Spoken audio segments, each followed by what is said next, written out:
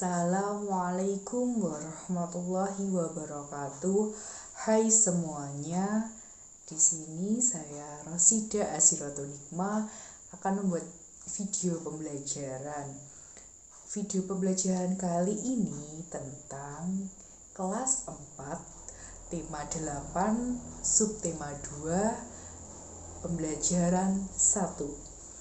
Untuk tujuan pembelajaran sendiri di sini ada 2 mata pelajaran, yaitu yang pertama adalah mata pelajaran Bahasa Indonesia dengan tujuan siswa diharapkan dapat menunjukkan isi cerita fiksi dengan menggunakan kata tanya.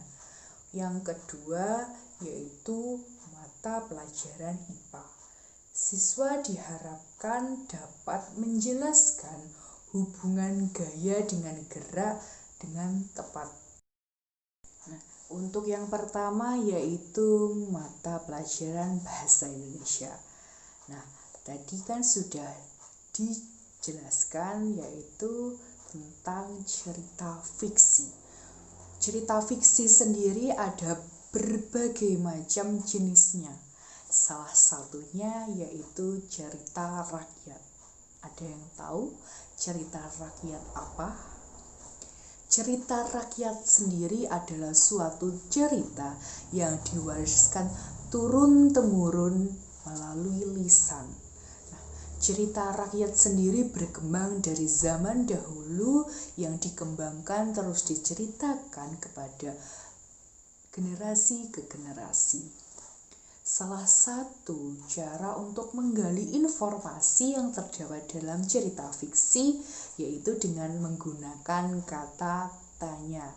Kata tanya sendiri berupa kata tanya apa, di mana, kapan, mengapa, siapa, dan bagaimana. Ada 6 kata tanya yang digunakan untuk kita bisa menggali informasi ataupun isi yang terdapat dalam cerita fiksi. Dari ke-6 kata tanya tersebut tentunya memiliki fungsi masing-masing dalam menggali informasi di dalam cerita fiksi. Nah, untuk yang pertama yaitu kata tanya apa. Kata tanya apa sendiri digunakan untuk menunjukkan tema ataupun topik di dalam cerita rakyat. Untuk yang kedua yaitu kata tanya di mana. Kata tanya di mana digunakan untuk menunjukkan lokasi di mana cerita tersebut terjadi. Untuk yang ketiga yaitu kata tanya siapa. Kata tanya siapa sendiri menunjukkan tentang tokoh yang ada di dalam cerita. Untuk yang keempat yaitu kata tanya kapan. Kata tanya kapan menunjukkan tentang kapan terjadinya peristiwa tersebut atau waktu terjadinya peristiwa tersebut. Untuk yang kelima yaitu kata tanya mengapa. Kata tanya mengapa sendiri digunakan untuk menanyakan penyebab kenapa terjadinya hal tersebut ataupun penyebab cerita tersebut. Untuk yang terakhir yaitu kata tanya bagaimana.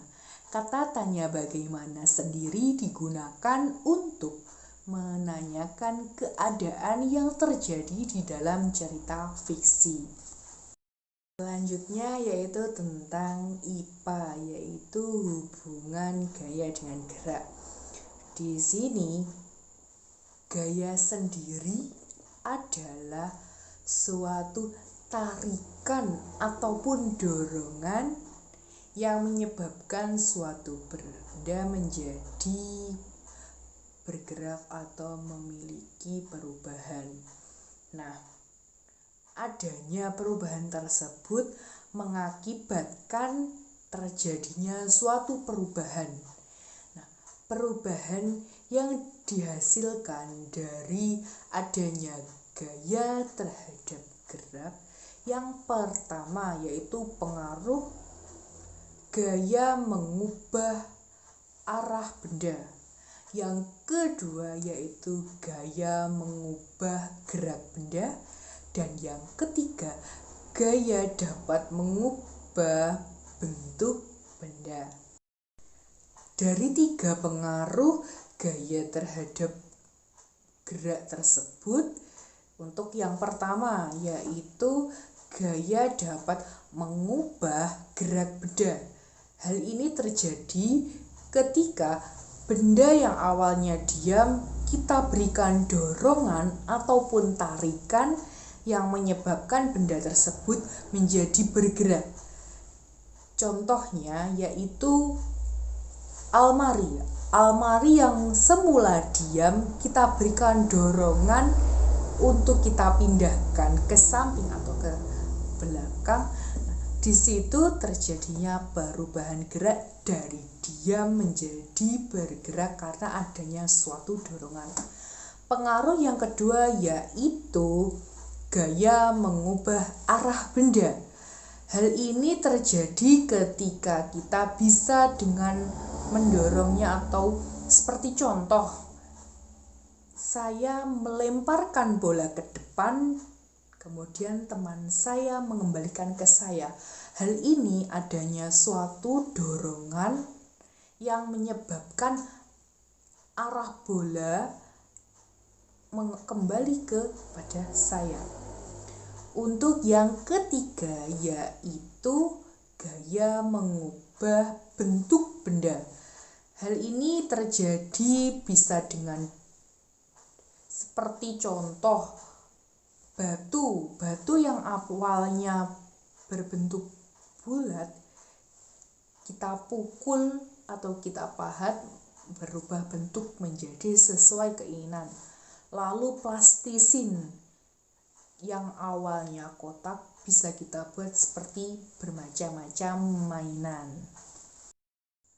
Nah, itu tadi adalah penjelasan mengenai informasi yang dapat kita gali tentang isi dalam cerita rakyat ataupun salah satu jenis cerita fiksi dengan menggunakan kata tanya dan pengaruh yang ditimbulkan dari gaya terhadap gerak suatu benda.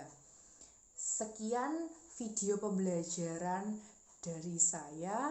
Tetap semangat, kembali lagi nanti di video pembelajaran selanjutnya ya anak-anak. Sehat selalu dan jangan lupa belajar. Sekian video pembelajaran dari saya. Ada kurangnya mohon maaf. Wassalamualaikum warahmatullahi wabarakatuh.